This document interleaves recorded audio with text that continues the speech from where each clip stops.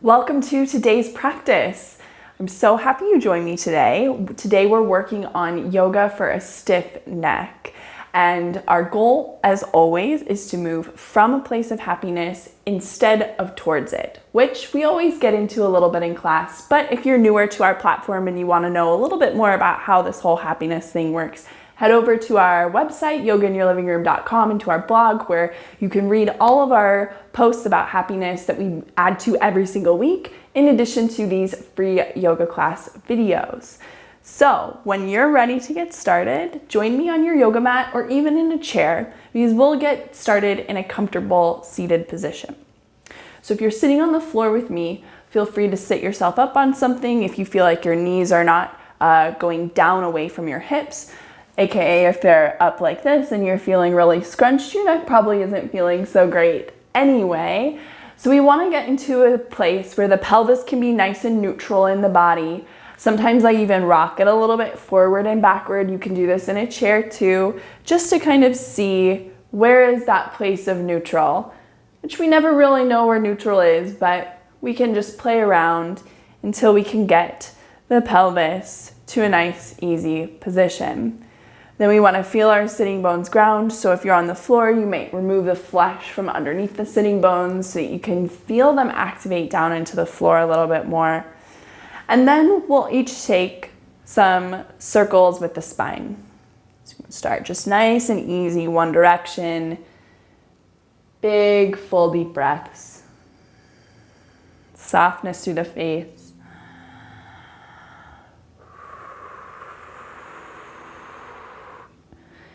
Feel free to move your neck and your chin during this time in whatever way feels right and good for you. Especially where pain is concerned, that's really where this create your own element style of yoga can really come into play. And so I really encourage that, not just in this practice, but in all practices, that you pay attention to your own experience to see what needs to happen here. So let's go ahead, come back to an upright centered spine, and we'll start moving the spine now to more cat-cow positions. So on the inhale, we'll dive the heart forward and up as we look up. And on the exhale, belly button back, low back spine lifting, chin into chest. Inhale, rocking forward on the pelvis, stretching forward and up. And exhale, curling back. A few more times on your own.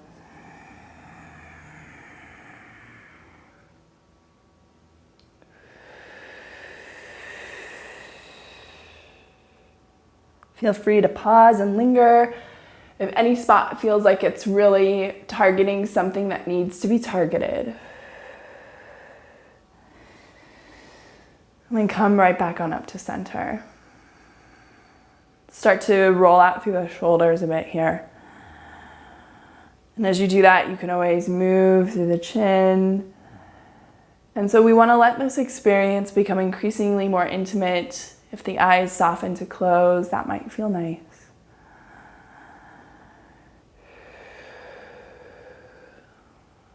Take your shoulders in both directions.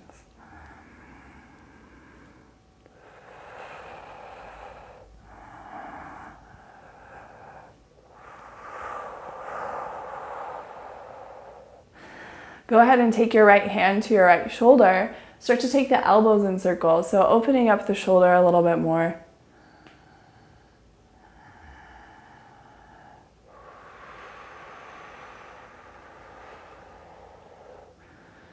And again, when you encounter a little blotch of physical pain, that's a-okay. The best thing we can do for our pain in true happiness fashion is to notice the space in which the pain appears. Notice the space in which the pain appears. Notice that that space itself doesn't have any qualities of pain or discomfort or dis-ease. That space is completely accepting of all experience, all thoughts, all sensations, all perceptions. And so if we can let our attention fall back in, that's actually the source of our attention. That's what allows us to wake up in the morning and say, I exist. It's that space. And so if we can tap into that a little bit here, we actually might find smarter ways of moving, smarter ways of addressing the physical pain that we experience. Soften that hand down. Let's take the other side. So left hand to the left shoulder. We can start taking the elbow in some nice big circles. And of course, at the same time, you're always welcome to drop an ear to the shoulder or to rotate out through the chin. Anything like that can feel nice too. Make sure you take your shoulder circles now in both directions. And then let's see here. Can we thread the hands behind the skull here a little bit? Can we actually start with the thumbs at the base of the neck and massage the vertical line of the neck all the way up to the back of the skull, right where the neck and skull attach? And I don't know about you, man, but this area always needs a little bit of massage for me. So feel free to dig your fingers in there, circular motions, vertical motions, working out through those soft tissues. As your arms are in the overhead plane, connect your belly to your pelvis, wash your belly button back and up through the rib cage. And your next big breath in, open the chest skywards, your head skywards, look up. And exhale, we're gonna curl that in. So a different variation of seated cat-cow. Inhale, open up to the sky. Exhale, curling in. One more.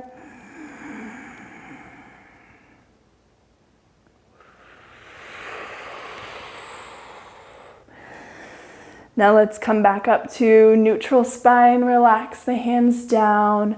Now we take an ear down. So soften your left ear to your left shoulder. Relax both shoulders and open the front chest, shoulder, armpit region here.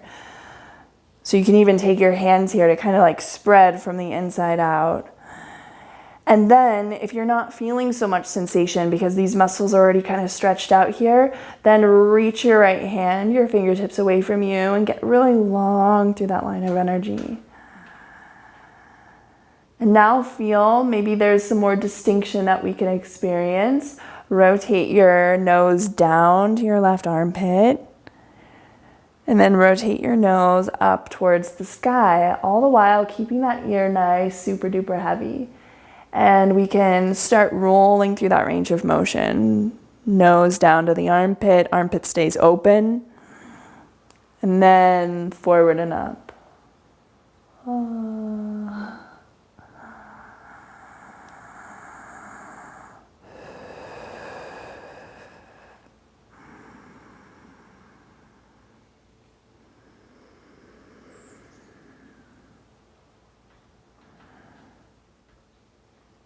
When you're ready to switch your sides, I like to just let my head relax down to center, chin down, pulling that right arm back in. Just a little kind of bobbly head here. And then the bobblehead moves over to the other side. So right ear now resting towards the right shoulder. Armpits opening, front chest opening, deep, slow breaths. And then if you like, stretching the left fingers away so that we get even longer. You can add the chin rotation as well. And as your chin rotates, notice, is the armpit area starting to collapse a little bit? That can be normal and natural. You know, especially with we do a lot of training in the slumped position at work, while we're driving, while we're walking, pretty much anytime we're ever on the phone. And so we're training the opposite here. We're training the armpits to stay open while the shoulders and the skull and the neck enjoys a full range of motion around it. When you're ready to soften that, you can come back in through center there, coming upright. one of the last things that I always like to do for the neck is a little self-massage. So take one of your hands back there, clasp onto as much of your neck flesh as you can, and start squeezing. And you just move up and down the base of the neck. And at the same time, we're trying to teach whatever hand you're using, that shoulder, to stay nice and relaxed. So it's not the shoulder's job to get involved here necessarily. And if you find that that stiffness actually goes someplace else, because that's often, it's not starting in the neck, it's showing up in the neck. So if you're feeling like there's lines that go down into your shoulders, take the massage there. If you're feeling like something's going into the upper back, take the massage there. You can also work with tennis balls in the upper back, by the way, not along your spine, but along any of the soft tissue areas. And so that can be another really great way to get into some of those soft tissues.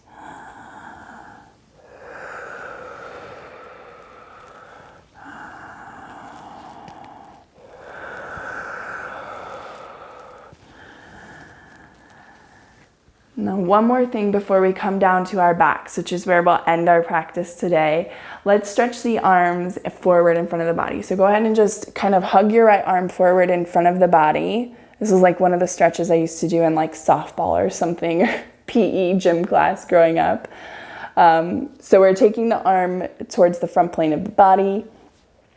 Keep your entire torso nice and upright here. And if you want, you can always change this into eagle arms simply by peeling the forearms toward each other, backs of hands together, or full twist, fronts of hands together. And then from there, we can start to take the elbows in some circles, but not at the expense of creating more pain in the neck. So literally, pain in the neck. What we're really looking to do is we're looking to free the shoulder joint right here from any contribution that it might be having to what we're experiencing.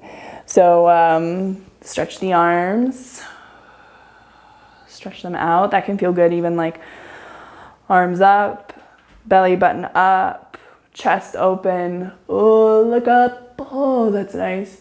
And then other side. So the left arm can go across. We can just kind of hug onto it. And you're always welcome to work here. You can do the same exact thing in this variation, or you can peel the hands to eagle position and work it out. Just some circular motions.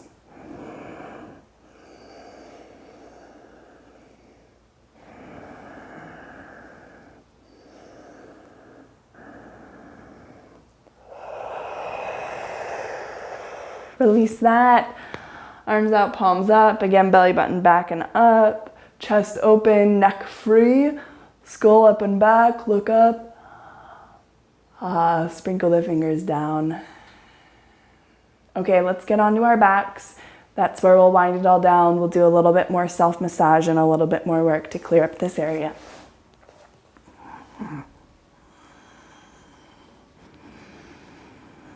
So when we meet down on the floor, ground down your feet right in front of your hips, press into them to lift your hips up and stretch them away from your neck. So you're inviting your spine to get nice and long. And so depending on how naturally curved your neck is, you may feel there's a lot of space between it and the floor. You might find that it actually is touching the floor. All of our skeletons are built differently, but that is the natural curve of the neck, to curve away from the floor. And so if you take your hand behind your head, clasp onto it, and use it like your head is dead weight to pull your head back, it may not even move, but at least you're giving it the opportunity. And then now the vertebra in the neck, the skin of the neck even has gotten longer and stretched. So we want to keep the head firmly grounded here as we move towards a bridge pose, with the goal being to stretch the spine towards the knees so that we can get a lot of space in between the vertebra. So root down through your feet, root down through your hands, and push into your feet just enough that you can hover the hips. Once you've hovered them, bounce a little bit here so that you can turn on the muscles of the feet, the muscles of the legs, all of that good stuff. And then turn on the hamstring attachment where it goes into the buttock and lift from that point as you start to lift the pelvis more skyward. The chest will move towards the chin, but the chin moves away from the chest to maintain its length.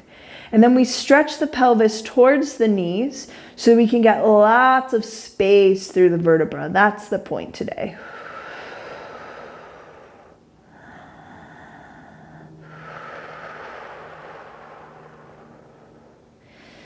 And down we go.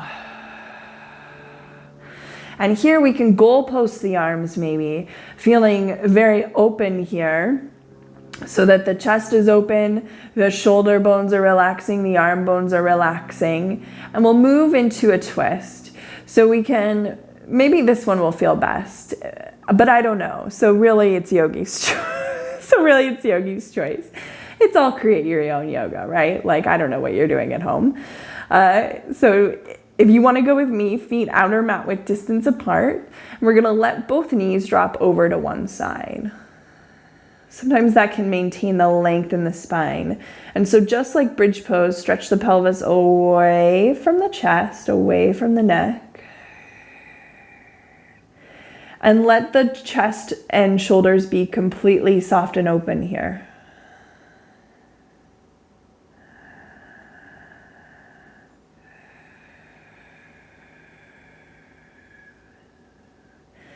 And then take the other side of whatever twist you're choosing.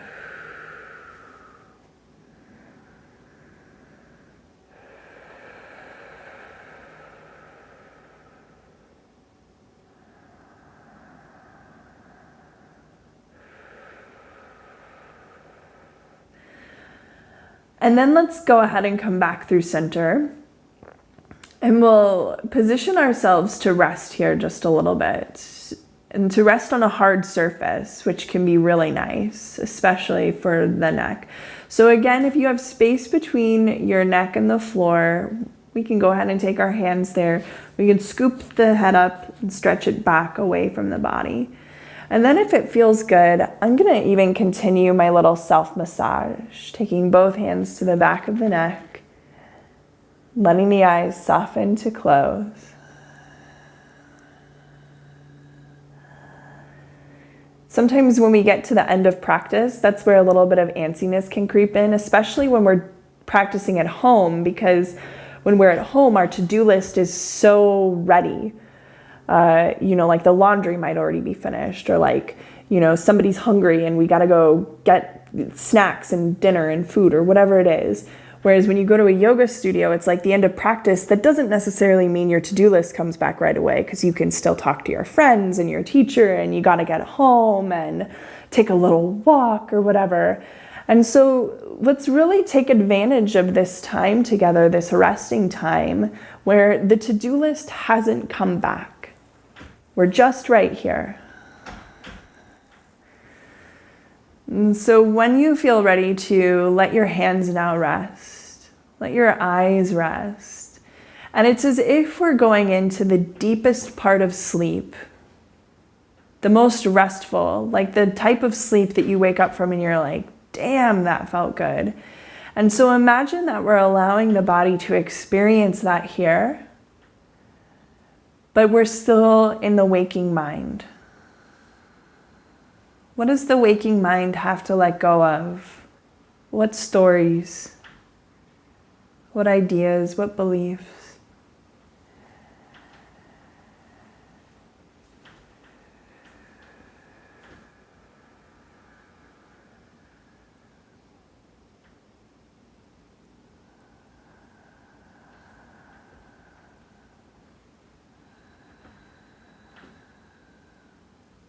To bring some movement back into your fingers, your toes. And as that happens, it's like keep the mind as still as if we were still in deep sleep. You can roll out through the wrists. You can stretch your arms. Stretching them overhead might actually be nice as far as the neck is concerned. Softness with the neck here. We're going to roll over to one side. Support your head with an arm as a pillow.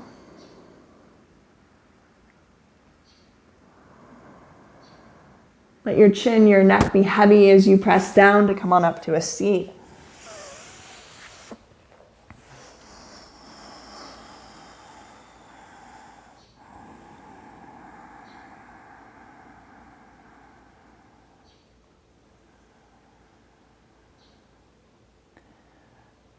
And so more than just our yoga practice, resolving things for us on a physical level, whether we're looking to resolve physical pain in the neck, such as this, or we're looking to build strength so that we can do handstands, or really whatever those goals are, the practice, the purpose of it, and I think really where we get the most satisfaction from it is a little bit deeper below that. And it's relearning how to live our lives in such a way that we're experiencing more happiness more of the time. And the trick to that is that we must move from happiness. We must already assert that I am happiness already, and it doesn't matter whether I meet my goals, whether the circumstances I want in my life actually come to be, because the happiness is prior to that. And so I hope that these yoga practices in some small way chip into the conditioning and the belief systems that we have that say, I can't be happy until something happens. Thank you so much for joining in today's practice. If you want to move closer to us, I invite you to subscribe to our channel. We have new free classes every single week. And we also send out weekly letters every week with happiness guidance, new blog posts, classes, all that good stuff to help keep you on your game at your home practice. Thank you so much. Have a wonderful day.